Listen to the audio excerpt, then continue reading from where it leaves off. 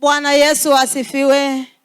Somo letu la leo, naomba tufungue kitabu cha Mathayo ile sura ya 28. Tutaanza mstari wa kwanza hadi wa 20. Ni somo lililoandaliwa kwenye kalenda. Kwenye kalenda ni mstari wa 16 hadi ule mstari wa 20. Lakini nitaanzia mstari wa kwanza. Bwana Yesu asifiwe. Katika utatu naanza kusoma. Hata Sabato ilipokwisha kupambazuka siku ya kwanza ya juma, Mariamu Magdalena na Mariamu yule wa pili walikwenda kulitazama kaburi, na tazama palikuwa. Hata Sabato ilipokwisha ikipambazuka siku ya kwanza ya juma, Mariamu Magdalena na Mariamu yule wa pili walikwenda kulitazama kaburi, na tazama palikuwa tetemeko kubwa la nchi, kwa sababu malaika wa Bwana alishuka kutoka mbinguni. Akaja akaliviringisha jiwe akalikalia, na sura yake ilikuwa kama umeme, na mavazi yake meupe kama theluji. Kwa kumwogopa wale walinzi wakatetemeka, wakawa kama wafu.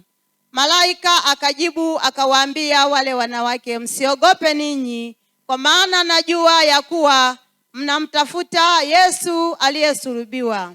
Hayumo hapa, kwani amefufuka kama alivyosema. Njoni mpatazame mahali alipolazwa. Nanyi enendeni upesi mkawaambie wanafunzi wake, amefufuka katika wafu. Tazama, awatangulia kwenda Galilaya, ndiko mtakakomwona. Haya nimekwisha waambia. Wakaondoka upesi kutoka kaburini kwa hofu na furaha nyingi, wakaenda mbio kuwaambia wanafunzi wake habari. Natazama Yesu akafufuka. Natazama Yesu akakutana nao akisema, salamu. Wakakaribia, wakamshika miguu, wakamsujudia. Kisha Yesu akawaambia, msiogope. Enendeni mkawaambie ndugu zangu waende Galilaya, ndiko watakako niona. Nao wale walipokuwa wakienda, tazama, baadhi ya askari waliingia mjini, wakawapasha wakuu wa makuhani habari za mambo yote yaliyotendeka. Wakakusanyika pamoja na wazee, wakafanya shauri, wakawapa askari fedha nyingi, wakisema, semeni ya kwamba wanafunzi wake walikuja usiku wakamwiba sisi tulipokuwa tumelala. Na neno hili lilisikilikana kwa liwali, sisi tutasema naye, nanyi tutawaondolea wasiwasi.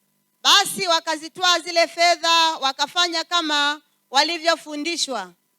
Na neno hili likaenea kati ya Wayahudi hata leo. Na wale wanafunzi 11 wakaenda Galilaya, mpaka mlima ule aliowaagiza Yesu. Nao walipomwona walimsujudia, lakini baadhi yao waliona shaka. Yesu akaja kwao, akasema nao, akawaambia, nimepewa mamlaka yote mbinguni na duniani. Basi enendeni mkawafanye mataifa yote kuwa wanafunzi, kwa jina la Baba na Mwana na Roho Mtakatifu, na kuwafundisha yashika yote niliyowaamuru ninyi. Na tazama, mimi nipo pamoja nanyi siku zote, hata ukamilifu wa dahari. Bwana Yesu asifiwe. Hili ni neno ambalo linatukumbusha kwa siku hii ya leo kufufuka kwake Yesu, jinsi alivyofufuka. Naamini ya kwamba wote tuliomo humu tunajua ya kwamba Yesu alikufa, siku ya tatu akafufuka. Na alipokufa siku ya tatu, ilipofika asubuhi, kina Mariamu na mamake Yesu na yule wa pili waliwahi asubuhi kwenda kulitazama lile kaburi ili wakampake Yesu mafuta. Lakini walipofika njiani walianza kuzungumza wao kwa wao, tukifika pale kaburini, ni nani atakaye livilingisha lile jiwe? Maana lile jiwe hatuna uwezo nalo, ni jiwe kubwa ambalo waliliweka mlangoni. Wakawa hawana majibu kwamba ni nani atakaye wasaidia. Lakini walipofika pale kaburini, waliona lile jiwe limetolewa liko pembeni. Bwana Yesu asifiwe. Wakaanza kuwaza kwamba je, ni nani aliyelitoa hili jiwe? Maana lilikuwa jiwe kubwa ambalo walikuwa wameliweka pembeni. Kumbe wakawa wamesahau ya kwamba Yesu aliwaagiza kwamba siku ya Ijumaa nitakufa, lakini siku ya tatu nitafufuka. Wakawa hawajaliweka moyoni. Lakini walipokuwa wanaendelea kuwaza, wakamuona malaika amelitoa lile jiwe, amelikalia pembeni. Malaika akawaambia msiogope.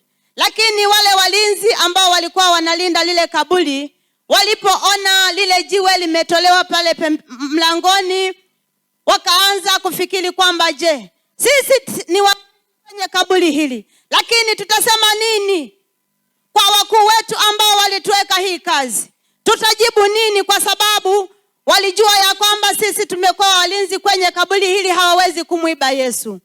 Wasijue kwamba Yesu ni mwenye nguvu ambaye ana mamlaka yote, ana uwezo wa kufanya jambo lolote lile. Bwana Yesu asifiwe. Yule malaika alipokuja, walinzi wote wakaanguka chini, wakawa kama wafu, kwa sababu lile tetemeko lilikuwa ni tetemeko kubwa ambalo lilishitua mioyo yao mpaka wakaanguka na kuzimia mioyo yao. Mwana ameshinda. Ndipo yule malaika akawa amekalia lile jiwe, yuko pembeni, akawaambia msiogope. Kina Mariamu, angalieni mle kaburi, Yesu amefufuka, hayupo, awatangulia kwenda Galilaya. Akasema enendeni Galilaya mkawaambie wanafunzi ya kwamba Yesu amefufuka, hayumo kaburini. Ndipo wale akina Mariamu wakaenda mbio wakiwa na shaka, pia wakiwa na furaha.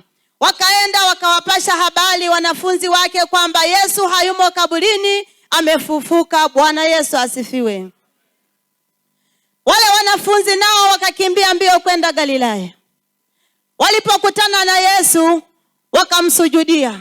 Wakaangalia miguu yake, wakakuta kweli miguu ni ile ile ambayo alikuwa amepigwa misumari. Wakaamini ya kwamba kweli ni Yesu, ndipo walipomsujudia. Yesu akasema msiogope, msiwe na shaka. Bwana Yesu asifiwe. Mwana kondoo ameshinda. Akasema msiwe na shaka. Wakaendelea kuwa na furaha kwenye mioyo yao, kwa sababu Yesu ndiye ambaye alikuwa anawasaidia shida zao. Walipokuwa na matatizo, Yesu alikuwa anawasaidia. Lakini Yesu alipokufa, walianza kuwaza kwamba je, matatizo yetu ni nani atakayetusaidia? Kwenye shida zetu ambazo tutapata ni nani atakayetukomboa? Lakini walipomuona Yesu amefufuka, walifurahi kwenye mioyo yao, ndipo walipoendelea kumsujudia. Mwana kondoo ameshinda. Lakini wale askari wanaenda kujibu nini kwa wakuu wao ambao waliwatuma? Kwa sababu yule ambaye walikuwa wanamlinda amefufuka, yule hayumo kaburini. Wakaenda kuambia wakuu wa makuhani na wazee wao. Wakasema tutafanyeje hii kesi ambayo tumetenda? Wale wazee wakasema waambieni, mseme wanafunzi wake wamemwiba. Wakatoa fedha nyingi, wakasema nenda katoe hizi fedha, mseme wanafunzi wake wamemwiba. Bwana Yesu asifiwe. Nadhani wale askari na wale wazee, nikianza kufikiri, hawakuwa na akili. Mawazo yao ambayo walikuwa wanawadanganya wale askari, hawakuwa na akili. Kwa sababu mlinzi akipewa kazi ya ulinzi haitakiwi alale usingizi. Yeye toka jioni mchana ni kulinda hadi kuna kucha. Lakini wanawapa habari kwamba nendeni mkawaambie kwamba wanafunzi wake wamemwiba. Je, ukianza kuuliza maswali, walianza kuiba wakati nyie mmefanya nini? Wanasema wakati tumelala. Hivi mlinzi na yeye anatakiwa kulala? Maana yeye mlinzi kazi yake ni kulinda. Maana tunawaona walinzi ambao wanafanya kazi au majumbani mwetu au maofisini za watu, wao ni kazi ya kulinda hadi asubuhi. Lakini ujinga wao, kwa sababu hawakutumia akili, walisema mseme wanafunzi wamemwiba tukiwa tumelala. Bwana Yesu asifiwe. Ndiyo majibu ambayo walikwenda kuambia kwamba wanafunzi wake walimwiba Yesu tukiwa tumelala. Bwana Yesu apewe sifa. Kwa hiyo inatakiwa wana wa Mungu tuwe watu ambao kama unafanya jambo fulani au unatenda jambo fulani, tenda kwa kufikiri na kwa kuwaza. Usiwe kama walinzi ambao walifanya Sauli kwamba wanafunzi wamemwiba wakati wanajua kazi yao ni kulinda. Bwana Yesu asifiwe. Mwanakondoo ameshinda. Tunafananishwa na Wakristo wa leo ambao tunatenda dhambi, lakini tunasema hapana, hii dhambi ambayo nimetenda sio mimi nimependa, ila ni shetani. Bwana Yesu asifiwe. Mtu anaenda kufanya jambo fulani, anafikiri toka asubuhi anaenda kutenda hilo jambo hadi jioni. Toka asubuhi anawaza kwamba jioni nitaenda sehemu fulani. Kama ni shetani, toka asubuhi hadi jioni ninakuwa sijamshinda huyo shetani. Ninakuwa sijawaza kwamba hili ambalo nimetenda ni jambo baya, mpaka hadi jioni ninaenda kutenda jambo ambalo halijampendeza Mungu. Tumefananishwa na walinzi wale ambao walisema wanafunzi wake wamemwiba. Kwa sababu unaweza ukafanya jambo wewe mwenyewe, unafikiri mwenyewe, lakini baadaye unamrudia shetani, unasema hili jambo ni shetani amenidanganya. Bwana Yesu asifiwe. Wana wa Mungu tuwe ni wana ambao tumeokoka kikweli kweli. Mungu atusaidie kufanya yale ambayo Mungu anapenda. Tufanye yale ambayo ni mapenzi ya Mungu. Tusifananishe na wale askari ambao hawakutumia akili. Bwana Yesu asifiwe. Unaweza ukafanya jambo, mchungaji anakuuliza ukasema mchungaji sikujiona, ni shetani alinipitia. Bwana Yesu apewe sifa. Huwezi ukatenda jambo toka asubuhi hadi jioni hujamuomba Mungu kwamba Mungu naomba nisaidie jambo hili ambalo nilifikiri ni baya. Ninaomba rudisha mawazo ambayo niliwaza. Mwanakondoo ameshinda. Mungu atusaidie wana wa Mungu. Tunapoendelea na Ukristo wetu, tuwe watu ambao ni Wakristo kweli kweli. Tuwe ni watu ambao tunampendeza Mungu kweli kweli. Hata mataifa huko nje wajue kwamba sisi ni wana wa Mungu. Hata watu ambao wanafanya mambo ya huko nje wajue kwamba hawa ni watu ambao wameokoka. Ndipo na wao watafanya shauri la kuingia kanisani. Bwana Yesu asifiwe. Lakini kwa sababu tunafanya yale ambayo nao na wenyewe wanafanya, ndio maana watu wa mataifa wanashindwa kuingia humu kanisani, kwa sababu mambo ninayoyafanya hayajampendeza Mungu. Bwana Yesu asifiwe. Kwa sababu mambo wanayofanya na mimi niko miongoni mwao. Kama ni kilabuni na mimi huenda ninaenda. Bwana Yesu asifiwe. Ninaweza nikafanya kitu fulani nikajua watu hawanioni, lakini mbele za Mungu sijajificha. Ninaweza nikatenda jambo fulani huko nje au nikatenda usiku nikajua watu hawanioni, lakini kwa Mungu uko peupe. Mchungaji ndiyo hata kuona, lakini mbele za Mungu hujajificha. Bwana Yesu asifiwe. Tukumbuke yule Tomaso, Yesu alipo wajia mle wamejifungia chumba. Tomaso nadhani hakuwemo. Tukisoma Biblia Tomaso hakuwepo. Lakini wale wanafunzi walipomwambia Tomaso kwamba tumemwona Mungu, Tomaso akasema sitasadiki mpaka nitakapomuona. Bwana Yesu asifiwe. Ni mwanafunzi gani ambaye alienda kumwambia Yesu kwamba Tomaso ni mbishi? Sidhani kama mwanafunzi yeyote alijitokeza kumwambia Yesu. Bwana Yesu asifiwe. Lakini mawazo ambayo Tomaso alikuwa nayo Yesu alikuwa amejua. Kwa hiyo na wewe dhambi ambayo unaifanya unajua mwenzangu hajajua au mzee wangu hajajua, ujue kwamba Yesu amekuona. Ujue kwamba Yesu anakuona kile ambacho umekifikiri. Hata kabla hujatenda hilo jambo, Yesu ameshajua mapema. Bwana Yesu asifiwe. Hata kama mimi ni mzee sijakuona, lakini ujue kwa Yesu uko peupe. Mwanakondoo ameshinda. Bwana Yesu asifiwe sana. Naomba tufungue kitabu cha Matendo. Ile sura ya 17 tutasoma mstari wa 30 na 31a. Matendo 17 tutasoma mstari wa 30 na mstari wa 30a. Neno la Mungu linasomekwa hivi: basi zamani zile za ujinga Mungu alijifanya kama haoni,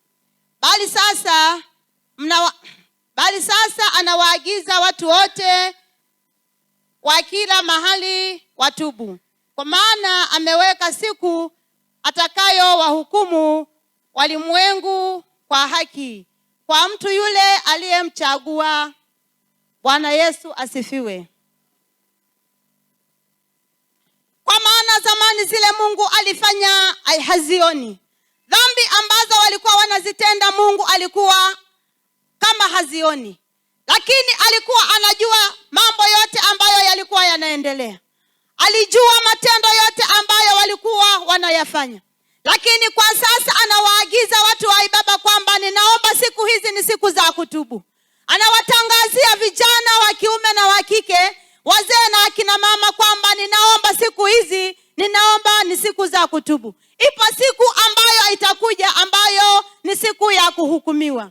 Kwa hiyo Mungu anatuonya kwa siku ya leo kwamba ninawaomba sana tena sana, enendeni ulimwenguni pote mkawafanya mataifa kwa wanafunzi wangu. Bwana Yesu asifiwe.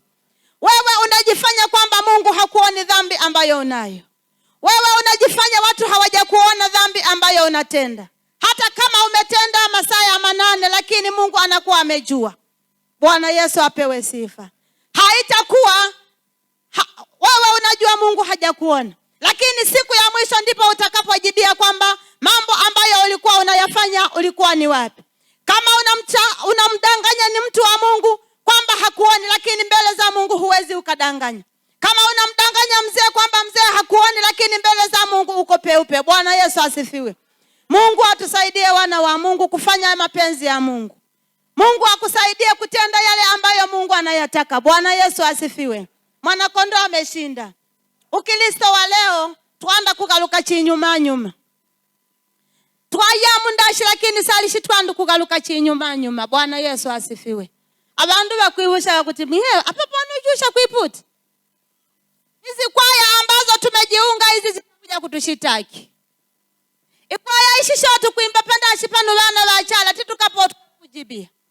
Shoshondi titukage shikutushitaki kumasoga malafyale. Linga ulipandashi lakini abantu bakwibusani. Linga ulipa kuimba abantu bakunungunika. Watu wananungunika kwa ajili yangu, kwa ajili yako, kwamba heli na huyu angekaa kama wengine walivyokaa. Bwana Yesu asifiwe. Mtu amejichanganya, ametoka huko amefanya mambo yake jana usiku, lakini asubuhi niko mbele ninamtukuza Mungu. Bwana Yesu asifiwe.